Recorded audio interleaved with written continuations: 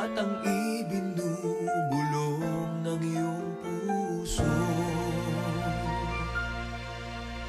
Natutulog ba ang Diyos?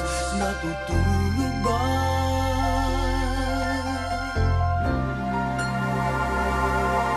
At ikaw ay kaagad sumusuko. Kunting hirap at munting pagsubok lamang. Bakit ganyan? Nasaan ang iyong tapang?